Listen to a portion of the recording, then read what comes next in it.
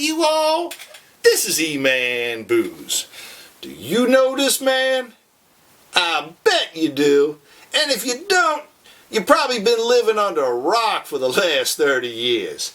This here's Ron Jeremy, hardest working man in show business. Pun intended.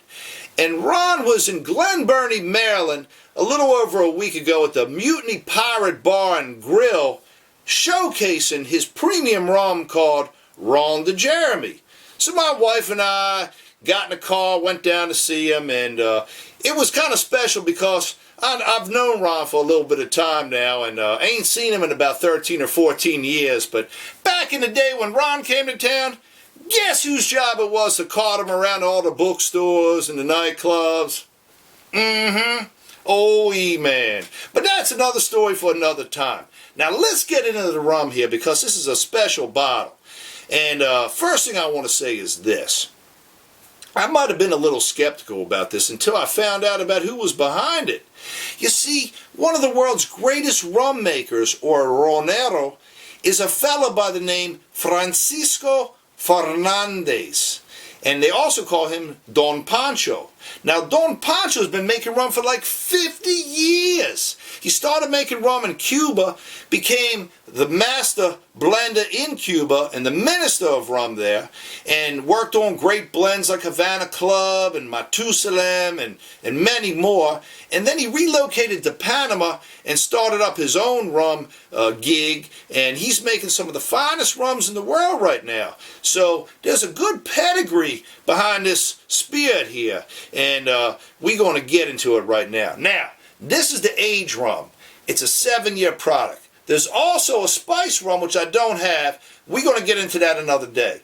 But the aged spirits, 7 years of age, 40 proof, or 80 proof rather, 40 ABV. And so let's take a look at it, give it a nose, give it a whirl, and see what we think. Holding it up to the light here, it is clear.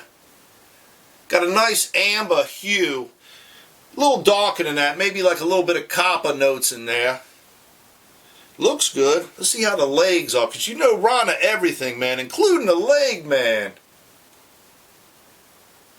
Legs are decent.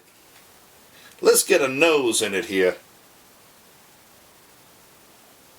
I'm picking up the caramelized sugar notes off the molasses. I'm getting a brightness, like a little bit of an orange peel. And I'm picking up some vanilla and barrel tones from the used bourbon barrels that the spirit rests in for the 7 years. And a little bit of anise notes in there also. That coming from the char.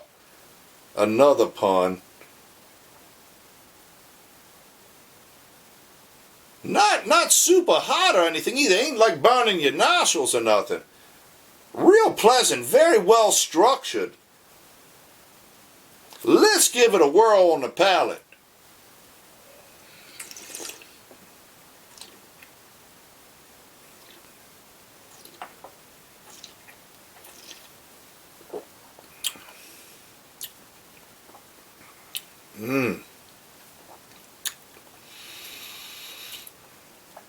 Let me say this. It's a long finish. It's a real long finish on this here. I'm still tasting it. You get this upfront sweetness that's also prevalent all the way through the mid palate and the back palate. You're picking up all the wonders of the sugar cane or molasses. It's not super sweet and it's not dry neither. It's got a real nice balance of sweetness that I think would really appeal to just about anybody. It's not overly hot either, so I think it's a great sipper, but I think it will be dynamite mixed into your favorite cocktail as well. Now, aside from the sweetness of the cane sugar or molasses, I am picking up things like vanilla, and I'm getting a little bit of a spice note, like maybe a little nutmeg or allspice in the background, maybe even a little cinnamon. I'm picking up the anise, just a little bit. The barrel char is real decent in it too, but it's not overly pervasive. and a little bit of brightness from a slight citrus tone.